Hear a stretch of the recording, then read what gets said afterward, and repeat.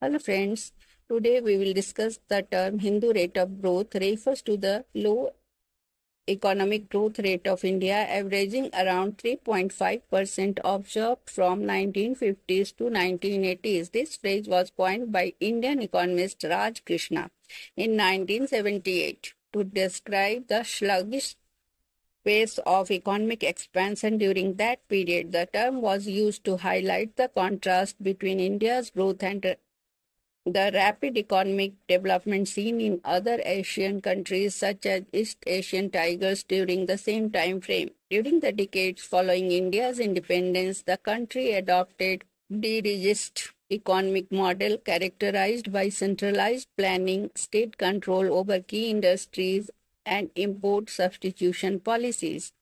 Dirigist is an adjective that describes an economy or system where the government exerts a strong directive influence, especially over economic and industrial policy.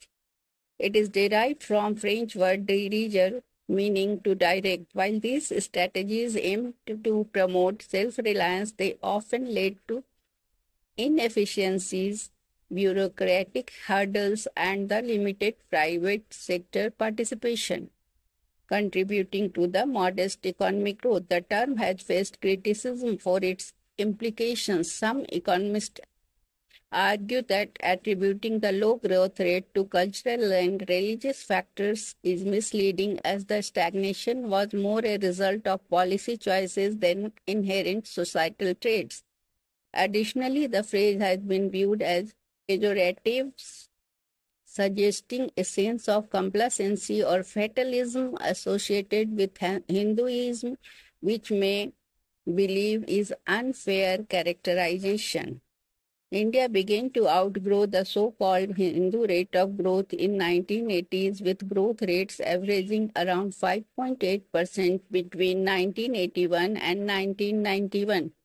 This acceleration was further bolstered by the economic liberalization reforms in 1991, which reduced state control, encouraged private enterprise, and opened the economy to global markets.